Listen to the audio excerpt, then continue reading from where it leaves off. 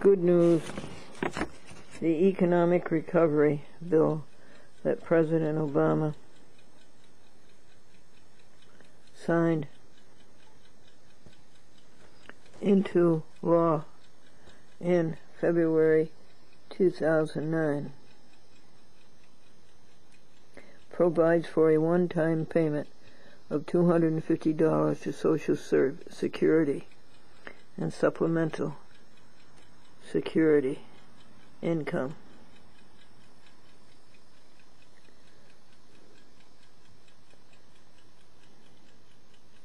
Beneficiaries. You should receive your one-time payment by law by late May 2009. You do not need to take any action to get this payment. Thank you.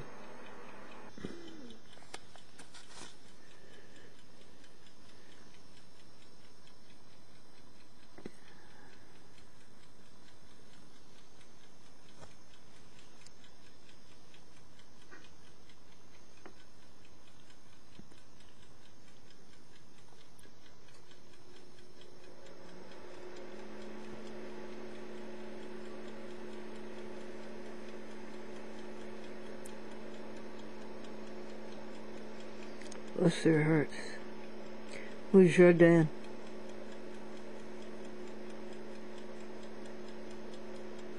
Zip code is 12184.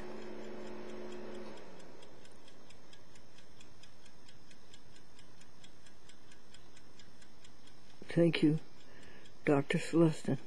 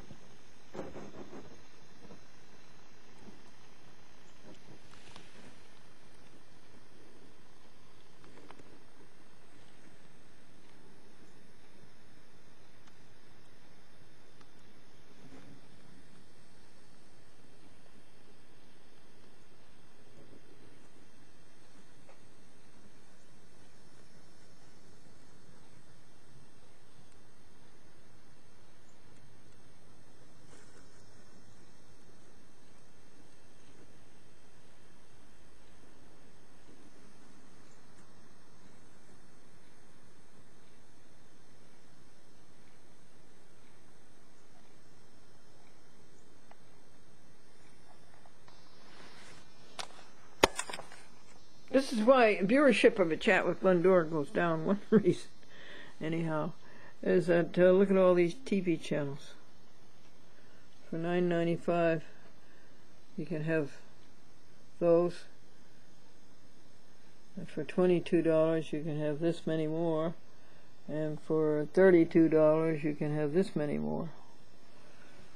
The audience has become fractionated. And there are much better things to look at, to read, and to think about.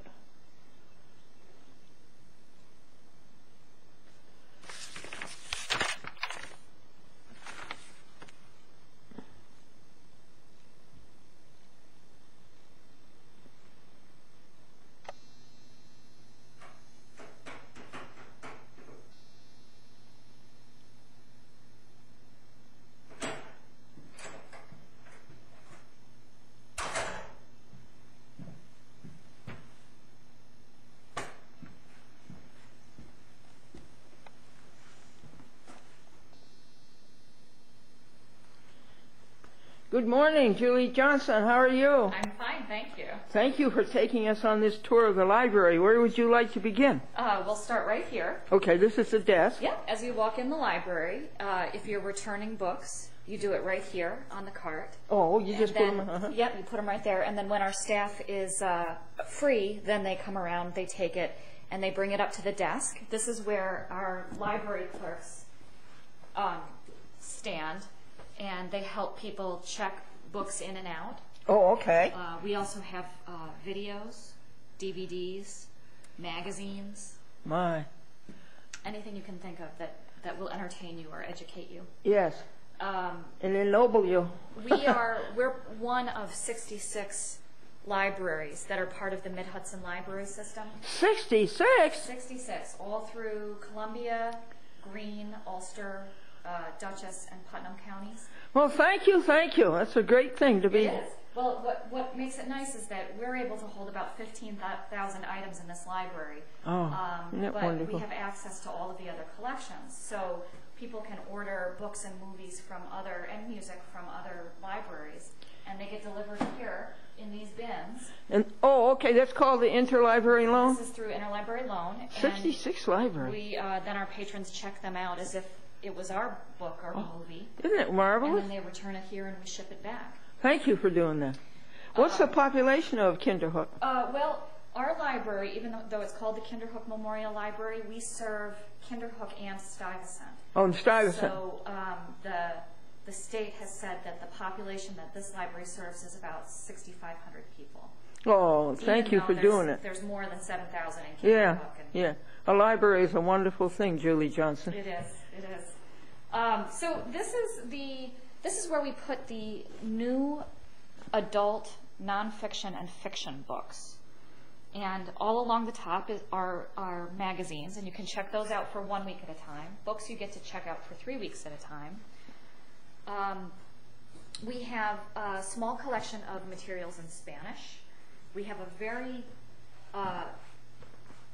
large, by some standards, DVD collection. We've stopped buying materials on video, on VHS, and have moved to DVD. So this is where we're spending the movie money. This is all DVDs through here? This is all through DVDs, and it wraps around in here. And we also still have some VHS tapes, but we're going to be getting rid of these. We have paperbacks for people who are going on vacation. We have a small music CD collection. This is paperbacks here. Yeah. Right on top is the music. This is a sweet alcove. It is nice, isn't it? Ken Hummel from Stuyvesant was one of our trustees for years, and he was a cabinet maker, carpenter, and did these wonderful shelves for us. He did these? Yeah. He made these bookcases? He did. I saw down there, isn't there a Ken Hummel Park in Stuyvesant? There is. Ken died a couple of years ago. Oh. And they dedicated that park in his honor, in his memory. And then here we have, this is an area that's grown. Right here we have audiobooks. And again, audiobooks on cassette are pretty much a thing of the past now. So we're moving to CDs and expanding that collection. This is a fairly new collection here. This is our teen corner, young adult corner. Yep. And they're all books and movies and some music, graphic novels. I just am astounded that a local person made these bookcases. Oh, yeah. Well, Ken didn't do the ones that are around the outside of the library. Oh. On the outside walls. Those were original to the building from the 30s. Oh, okay. And then he made this alcove. Yeah, he made the alcove. And he made these little ones, I think, on the ends. Oh, yeah, I believe he was extended them. And then Ken Nielsen built our lovely computer table. He's another cabinet maker. Oh, that's really? And that's hand-built? It is. Custom design for us. And we have 6 computers here connected to a laser printer for our patrons to use. And you said who built the table? Ken Nielsen. Ken Nielsen. Mm-hmm. He's a local person? He is indeed. And this is teens as far as you go there? Yeah, and some over here as well. And that's our very small reference collection. Most of our reference collection has moved online. What is a reference collection? Books that don't circulate. They don't leave the library. Oh, okay. But it's not used very often. For instance, you can take out a book, but you can't take out a librarian because that's for reference use only. And what is this in the glass case? Oh, this glass case. Well, this glass case is usually just collects dust, but Amy Teal, who's our children's coordinator, has decided she wants to start using it.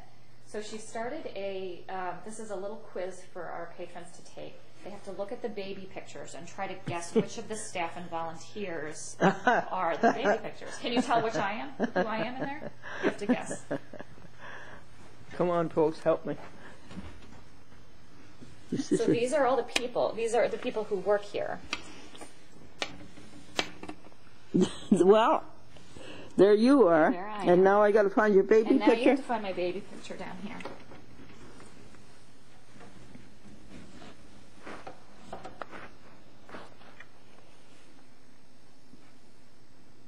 I'll give you one guess and then I'll tell you the answer. I'll take one guess. That one. Nope. This is me down here. Is it? With my older brother George, who's being blocked out. But Oh, yeah, sure that's you. Oh, yes, definitely. Definitely. And on my knees to you. And then over here we have the beginning. On either side of this fireplace are books in large print for people who have vision problems. Oh, yes, uh-huh. Do you ever use the fireplaces? We do. Both fireplaces work, but because of the size of this library, when we're having an event in the library, we usually have the people stand here, whether it's a lecture or a program of some kind, a musical performance. So we rarely, in fact, in the 9 years that I've been here, I don't think we've ever had this fireplace on, but we do use the one on the far side. Oh, well, that's nice. Yeah. And the gentleman in the picture? That is Mr. Davies, who the library was built in honor of by his daughter. Oh, really? Mm-hmm. They were Kinderhook people. They were. And over here is our adult collection. This is all the adult collection? It's adult. It starts with nonfiction. This one here starts here? That's large print. That's the large end print. of the large print. Okay, and this then starts over the in adult. corner, yeah. And there's a computer over there. That's a TV with a DVD player, and we used that for a teen program we had in the summers called the Health Information Project. And we had a group of interns, teenagers, who watched DVDs on different health and social issues relating to teens, and they reviewed them. And then based on the reviews of the DVDs, our library system bought a whole bunch of them to distribute through our libraries. Oh, really? So it was very powerful, empowering for the teens, because they basically got to choose what we put in our collections. I guess you were pleased. Very pleased. We had great kids the 3 years we did it. We're looking at the adult collection. The nonfiction goes to about here, down in here, and then the fiction starts. And the nonfiction is organized by Dewey Decimal number. Oh, it is still? They still use a Dewey Decimal? We still do that. And the adult fiction is organized by author's last name. They don't use Library of Congress, huh? We don't know. Library of Congress is traditionally used in academic libraries and research libraries, but for public libraries we tend to stick with Dewey. You do? Mm-hmm. Okay. At least in this region. The famous author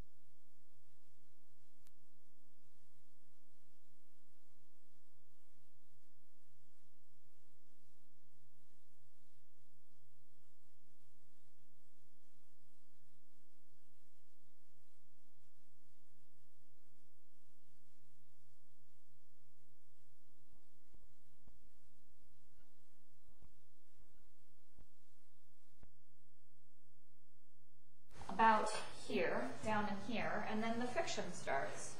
And the nonfiction is organized by Dewey Decimal number. Oh, it is still? They still use a Dewey Decimal? We still do that. And the adult fiction is organized by author's last name. They don't use Library of Congress, huh? We don't know. Library of Congress is traditionally used in academic libraries and research libraries, but for public libraries we tend to stick with Dewey. You do? Mm-hmm. Okay. At least in this region. The famous author was asked, what do you consider your greatest work of fiction? And he said, my income tax form. Hi, how are you? Good morning. How are you? This is Lynn Shiner, one of our library assistants. You're going to be on public access TV. Okay. Lynn just got back from a cruise. Yes. And this is Martin Van Buren up here. Oh, it is? It is. I don't recognize him not in bronze. And this area is in flux right now. We just decided that we're going to give up offering a copier service here that we manage. Instead, we're having Eastern Copy Products put a better copier in, and they're charging the fee. So it's a little bit more expensive. It's 25 cents a copy. But it's a great copier. It's a wonderful copier. Which one are we talking about? This one right here? This is the new one. Mm-hmm. What's that great big unit there? This is where you pay. So now our staff doesn't have to take money from people. People can just come over and pay for their copies directly. Oh. It'll help us out a lot. And then this one's going to go away. Oh, okay. And then this is one of the most active parts of the library. This is the children's room. And as you walk in, you have a small collection of DVDs specifically for children on the left. And this area is growing, so we have to figure out what to do. As you can see, we're pretty cramped in this little building. It's very difficult to get things put away here. On the right, we have books for children in Spanish. And in these baskets on either side as you walk in, we have a basket of stuffed animals, so people can find a friend to read with if they'd like. And then we have books for babies that are a little bit sturdier than regular books, so that if they need to be chewed on, they can be. And we put our new children's books here. There's a computer here. This is a computer that is dedicated to catalog use. We don't have, if you look around, we don't have the traditional library catalog drawers anywhere. That's right, yeah. It's all moved to the computer. Oh, okay. And some people are upset about that, but honestly, it's a much better way of finding what you're looking for. Oh, okay. And then this is a fax machine. And stuffed animals, do you use the computer? And this is children's books? And then this is children's books. We have picture books that wrap all the way around on the two shelves closest to the floor. And then up above we have nonfiction. Excuse me for 1 second. Tell him I'll call him right back, okay? Just take his phone number. And then in the center we have chapter books. Chapter books? What's that, honey? A chapter book is it's not a picture book. It is it's for older kids, usually, say, 2nd grade through 5th grade, and the books are organized in chapters. Oh, okay. Must do your heart good when they come in and ask for a book, right? Oh, sure, yeah. And then we have a little computer here. This does not have internet access. It is preloaded with a whole bunch of educational games for kids, and they love it. It's a mixed review from adults, though, whether they love it or not.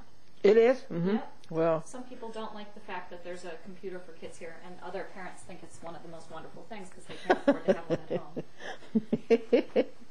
And we have series books, which are books that have the same characters throughout, so that if a child gets really involved in one book, there's a whole array of books for them to choose from. For instance? This is a series that my son loved, the A to Z Mysteries, and there are 26 mysteries. And each one begins with a different letter. This is A, the absent author.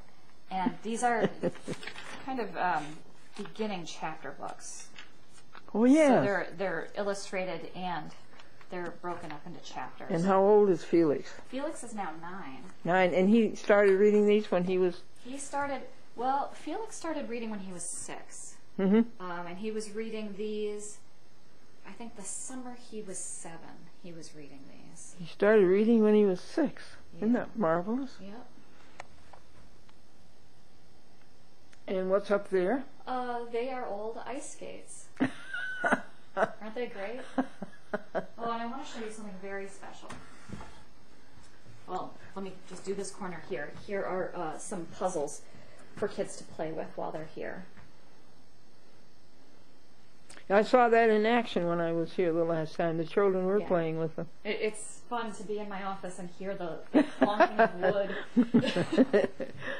And here, these are easy readers. This is usually what children turn to when they first started learning some words. This was my first book. What? Hop on Pop. This was the first one I ever read on my own. Really? Yep. Oh, they're good pictures. Yes.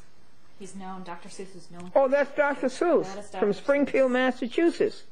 His father, Theodore Geisel Sr., was the commissioner of the parks. Really? And my husband, who was a reporter for Springfield, Massachusetts, used to cover the parks. I didn't know that. And Mr. Geisel.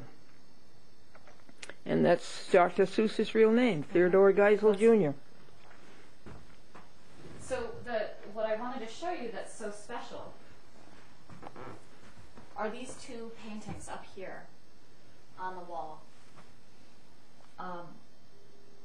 Thomas Locker is a local author and painter, and he lived in Stuyvesant for many years, and he and his wife Candace Christensen just moved I think a year or two across the river to the Catskills.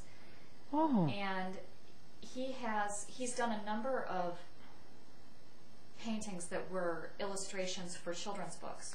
Oh. And he made the decision that he wanted to start donating his artwork to libraries in Columbia County. Oh, So we that's were the nice. first. Oh, were you? And he had me and a wonderful woman named Helen John Collins, who actually did the arranging of this transaction. The two of us went with one of my trustees, Dorothy Balco, over to Thomas Locker's house across the river, and he let us go through all his paintings and choose 2 that we wanted. Oh. And we chose these 2.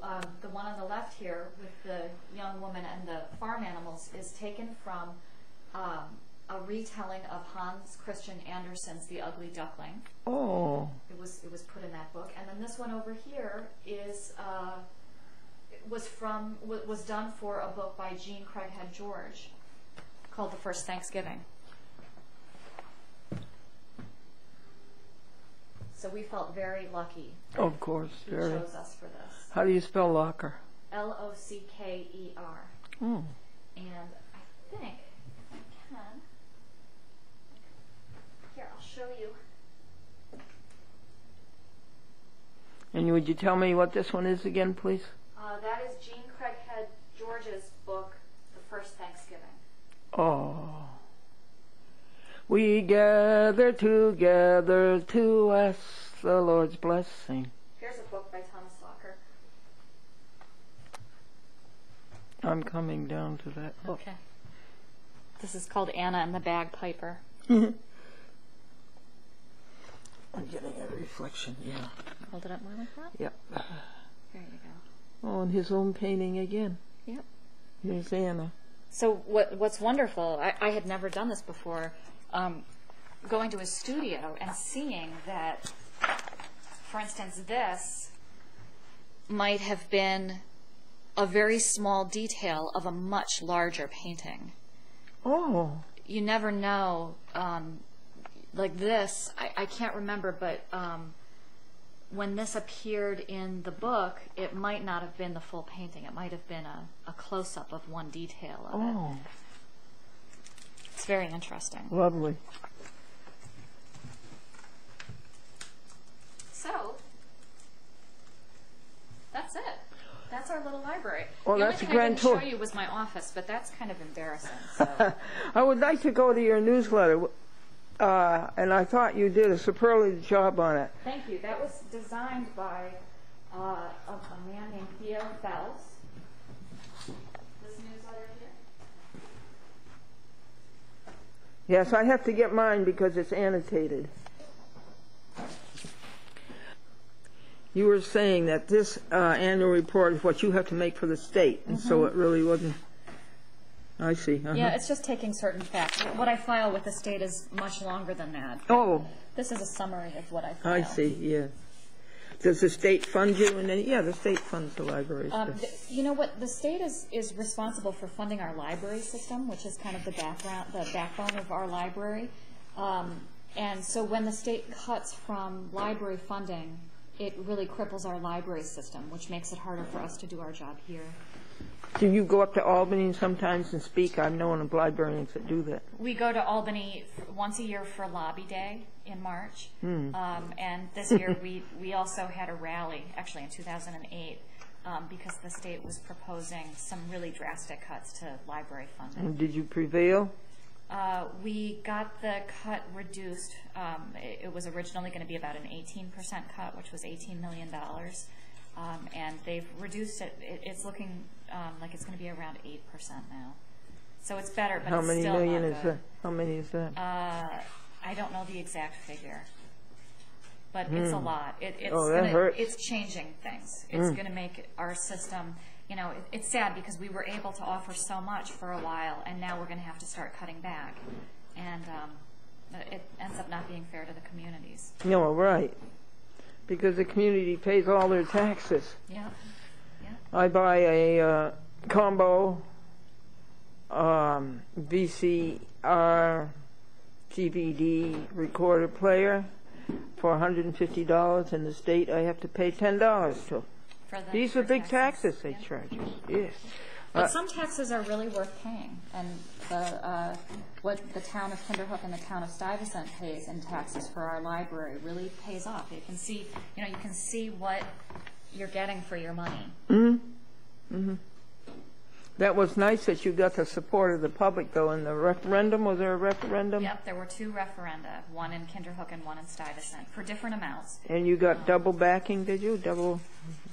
People voted 2-1 for it, did they? Pretty close, yeah. It depends on which district they were in, but pretty much it was 2-1.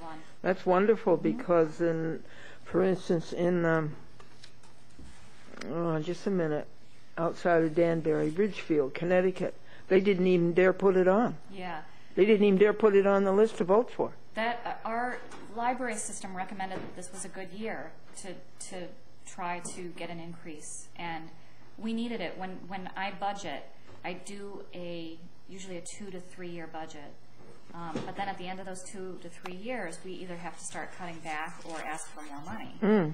And obviously salaries increase slightly. We don't do big jumps in salary.